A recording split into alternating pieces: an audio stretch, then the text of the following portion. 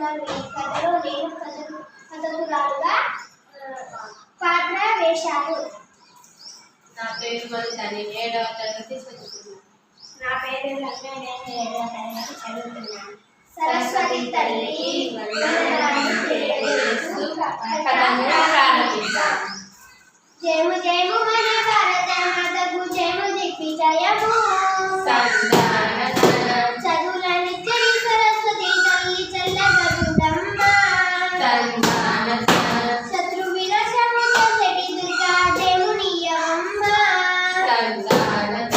సిరులనిచ్చని శ్రీ మహాలక్ష్మి కరుణ చూపవమ్మ. సన్నార సన్నార దేవానందన తరిగిట జిల్లారిత. అక్క, ఈరోజు ఏ కథ చెబుతున్నావు? ఏదో కాదుగా, నల్ల మహారాజు కథ, పాండవుల కౌరవుల కథ, లవకుశుల కథ, రామ కథ, మరాఠీల కథ, సీతమ్మ కష్టాలు. ఎందుక ఆ కథలని పాత గాథలైపోయినాయి కదా, కొత్త కథ చెప్పరాదా? ఏందిరా పాటంటే వేగగా ఉందా? పాత గ్లాసులు ఏందిరా పాట అంటే వేగగా ఉందా? పాత గ్లాసులు, బిందెలు, వెండి పళ్ళ్యాలు అన్నీ తీసి వేటకు పడేస్తావా? ప్రతి వారికి ఇదొక ఫ్యాషన్ అయిపోయింది. పాతలన్నీ కొత్త దగ్గర తిక్క సన్నాసి. ఇప్పుడు కొత్త కొత్త అని అరుస్తున్నారు. కొత్త పాతల నుంచి దగ్గర పుట్టింది. అరే, ఇప్పుడు నేనేమన్నానని కరెంట్ షాక్ తల్లి నా కాకి అట్లా అనుకున్నా. పాత అంటే రోజని నేనన్నానా? కాలం మారిగా ఇంకా మనం పాతలోనే బ్రతుకుతున్నామా? ఎలక్ట్రిక్ దీపాలు వద్దని అమృతం దీపాలు పెట్టుకుంటున్నామా? బస్సులు, రైలు కొత్తవని ఎడ్ల బండ్ల మీదనే ప్రయాణిస్తున్నామా? తమ్ముడు, చెల్లి, మీకు ఇట్లా అనవసరంగా కొట్లాడుతూ రసావాస చేయకండి. తమ్ముడు అన్నట్లే ఈ రోజు కొత్త కథే చెప్పుకున్నాం. బాగా చాలా.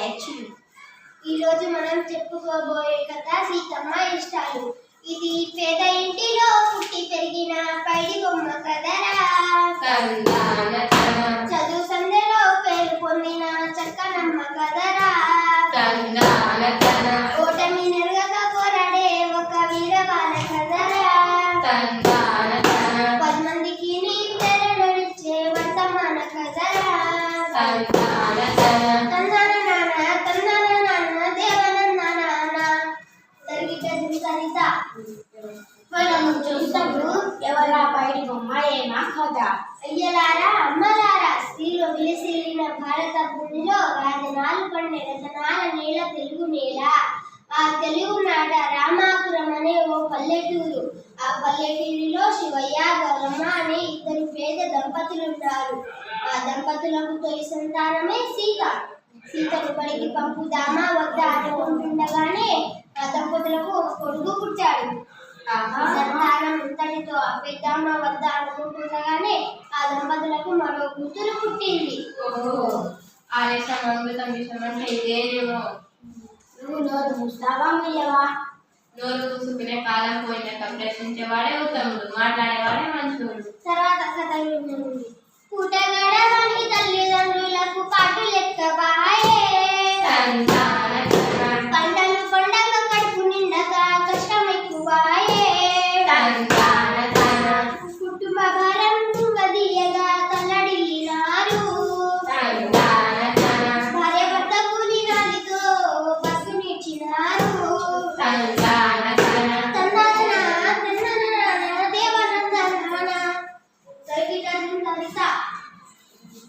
ఇంతకు సీత బడిగిపోయిందా లేదా అక్క? లేదు చెల్లెల. అమ్మ నాయన కూలికి పోతుంటే తమ్ముడిని చెల్లెల్ని చూసుకోవడానికి ఆమె అంకితమైపోయింది. పిల్లలు బడిలో, పెద్దలు బడిలో అనే సంగతి వాళ్ళకు తెలియదాక 16 ఏళ్ల లోపు పిల్లలను బడిలో పెట్టదని చట్టాల గురించి వాళ్ళెందుకు పట్టించుకోవట్లేదు? చట్టాలు అమలు చేయడం ఏ ఒక్కరి బాధ్యత అని అనుకున్నంత కాలం పరిస్థితిలో మార్పు రాదురా తమ్ముడు. ఇంతకు ఆ చిన్నారి సీతమ్మ ఏమేమి పనులు చేసిందక్క? ఇంటి పనులే చేసేరా, వంట పని కొంత నేర్చెరా, పీడిలంతా చుట్టెరా, పత్తి చేలకే పోయిరా, వెత్తుల బతుకాయరా, నిన్నర సోదర చదువుల తల్లి దీనగాదనిప్పుడు నిరుపేదగాదనిప్పుడు. తరిగిట సింతరిత. తరువాత ఏం జరిగిందక్క? ఇంకేం జరుగుతుంది? 4 రాళ్ళు సంపాదించిన తర్వాతనే ఆ రాళ్ళతోటి ఆ పిల్లలకి నీళ్ళు పోసి పెళ్లి చేసి ఉంటారు. నిజంగా అదే జరిగితే మన కథకు అర్థం లేదురా తమ్ముడు. ఆ ఊరికి శ్రావణి అని కొత్త టీచర్ వచ్చింది. ఈ పిచ్చి కానీ టీచర్లు చదువు చెబుతారు కానీ ఇవన్నీ పట్టించుకుంటారా?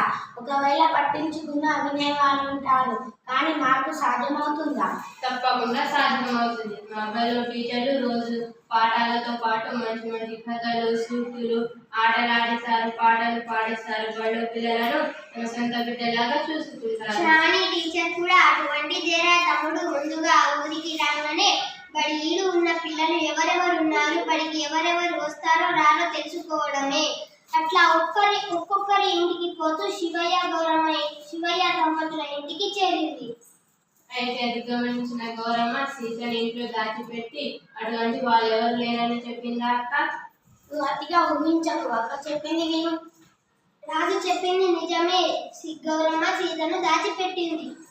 అయ్యో, అప్పుడు ఏమైంది? శ్రావణి టీచర్ వచ్చిన పని చెప్పకుండా శివయ్య దంపతులకు కొన్ని మంచి మాటలు చెప్పింది. ఏమని అక్క? ఓ భారతీయుడా, ఓ బాలవానుడా, వినవయ్య వీరుల విందుగా, తెలుసుకోవయ్య చరితను ముందుగా. ఎన్నో జన్మల పుణ్య ఫలమిది మానవ జన్మము, అది మానవ జన్మము. అందులోను ఆడ పిల్లగా పుట్టుట శ్రేష్టము, పుట్టుట శ్రేష్టము. సరసము, స్నేహము, ప్రేమ భావము ఆమె గొప్పదనము, అది ఆమె గొప్పదనము.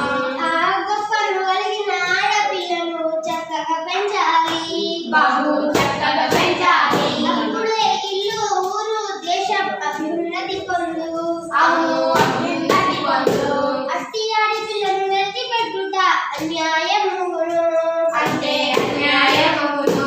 ఓ భారతీయుడా, ఓ బాలుడ వినవయ్య వీరుల విందుగా, తెలుసుకోవయ్య చరితను ముందుగా. ఆడవాళ్ళు కూడా గొప్పవాళ్ళు అంటున్నావు, బాగానే ఉంది కానీ అక్క అటువంటి నలుగురు పేర్లు చెప్పక్క. సరే వినండి మరి. శ్రావణి టీచర్ కూడా కొందరు ఆదర్శ మహిళల గురించి చెప్పింది. ఎలా అక్క? రుద్రమదేవి చూడరా, శత్రువులను చెండాడరా, సరోజిని నాయుండురా, స్వరాజ్య సమరం చేసరా, సంగ్యం లక్ష్మీబాయిరా, బాలలను బాగుపరిచరా, అచ్చమామను చూడరా, మహిళల మార్గం దిద్దరా, కల్పన చౌలా చూడరా, అంతరిక్షముకు ఎగిరిరా, సుదీత విలయం చూడరా, పరిశోధన ఎన్నో చేసరా. అన్ని రంగములలోనూ ఆడ మహిళలు ఆదర్శంగా నిలిచారు. తద్దిక్కుతో బళానంటి ఫలితముడా సైమేలు గొడవతున్నారా. చూద్దాం మొత్తం చూడు అక్క చూద్దాం అక్క. ఆ తర్వాత ఏం జరిగిందా నేను చెప్తా. ఆ మాటల్ని లోపల నుంచి వింటున్న సీత బయటకు వచ్చి తాను కూడా చదువుకుంటానని చెప్పింది. అంతే. అవును చెల్లెలా. అంతేకాదు ఆ మాటలు విన్న శివయ్య దంపతులు కూడా సీతను బడికి పంపడమే మంచిదన్న సంగతి గ్రహించి సీతను శ్రావణి టీచర్ వెనకాల పంపించారు.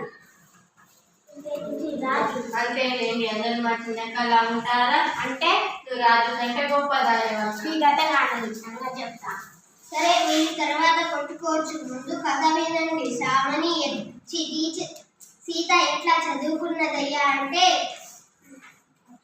అక్షరమాల నేర్చరా, తెలుగును చక్కగా చేసరా, లెక్కలన్నీ నేర్చరా, లెక్కలు చక్కగా చేసరా, పరిసరాల విజ్ఞానము పక్కాగా గ్రహించరా, ఏది చదివినా ఏది రాసినా ఎదురు లేదు కథకు, అందరిలోనూ అన్నిటికన్నా ముందు నిలిచే చదువు.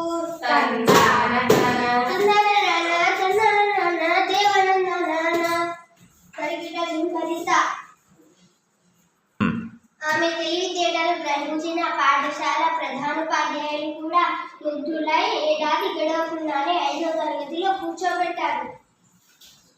చూడు చదివితే అట్లా చదవాలి. నువ్వే నన్ను వెక్కిరించడం అవసరం లేదు. నేను కూడా 1వ తరగతిలో ఉన్నప్పుడు పెద్ద పెద్ద లెటర్స్ చదివినా తెలుసా? నువ్వు అంత లేదు చెప్పు. లెటర్స్, పెద్ద లెటర్స్. అవే 1వ 2వ చెప్పు. ఒకటో రెండు కాదు 26 చదివిన చెప్పలేనా? చెప్పమంటావా? అయితే విను. A B C D. అవ్వ ఏడ్చినట్లుంది. నువ్వు తర్వాత కథ చెప్పక్క. ఆ తర్వాత సీతకు ఎదురే లేకుండా పోయింది. 7వ తరగతి కూడా పూర్తి చేసింది. సరిగ్గా ఆ సమయంలోనే శ్రావణి టీచర్కి ప్రమోషన్ బదిలీ అయి వేరే ఊరికి వెళ్ళింది. అయ్యో, అప్పుడు సీత చదువు ఆగిపోయిందా అక్క? లేదు రాజు, శ్రావణి టీచర్ సీత మనసులో చదువు బీజాలు చాలా గట్టిగా నాటింది. ఉన్న ఊళ్ళో పై చదువులకు అవకాశం లేకపోయినా పట్నం పోయి స్కూల్ చదువు చదివి కాలేజీ చదివి ఇంటర్ పూర్తి చేసి డిగ్రీలో చేరింది. ఎందుక ఇంజనీర్లో సీటు దొరకలేదా? ఏదో చదువుకొని డబ్బులు సంపాదించి తను మాత్రం హాయిగా ఉండాలనుకోలేదు సీత. తను బాగా చదువుకొని తనలాంటి బాలలను బాగుపరచాలని కలెక్టర్గానో నాయకురాలుగానో ఆ సమాజానికి సేవ చేయాలని గట్టిగా నిర్ణయించుకుంది. డిగ్రీ పోటీ పరీక్షల్లో విజయం సాధించి మండల అభివృద్ధి అధికారిగా ఎంపికైంది. ఓహో, చాలా బాగా కథ చెప్పావు అక్క. తర్వాత కథ చెప్పాక. ఇంకేముందిరా తమ్ముడు, బాలల భవిష్యత్తు కోసం, స్త్రీల మేలు కోసం, మహిళల మేలు కోసం నిరంతరం కృషి చేస్తున్నది ఇప్పుడు మన సీతక్క. అవునక్క, సీత ఇష్టాలు అన్నావు కదా, అవి చెప్పవా? మరి నా ఇష్టాలు అబ్బా అవి కథ అయిపోయిన తర్వాత తీరుబడిగా చెప్పుకున్నాము. మన కథ అయిపోయిన తర్వాత తీరుబడిగా చెప్తున్నాను అని సీత ఇష్టాలు తీరు. సరే సరే, నువ్వు అంటున్నావు కదా, వింటాను కదా. ఇప్పుడు అక్క చెప్పేది విను. పిల్లను చిన్న చూపుతో చూడరాదు బాయి, అరే చూడరాదు బాయి, అన్నిటిలోనూ అవకాశాలను కల్పించాలోయి, చక్కగా కల్పించాలోయి, చదువులోనైనా పరువులోనైనా సమానమేనోయి, వాళ్ళు సమానమేనోయి, వాళ్ళలోని ప్రతిభను నీవు గౌరవించబోయి, తప్పక గౌరవించబోయి.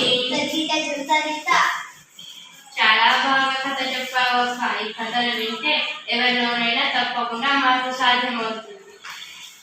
ఇటువంటి సీతక్కలు ఊరికి ఒక్కరున్నా దేశం తొందరగా బాగుపడుతుంది. ప్రతి ఒక్కరూ ఈ సీతక్కను ఆదర్శంగా తీసుకొని తమ దేశాన్ని బాగుపరచాలని కోరుకుంటూ కథ ముగించుతాం.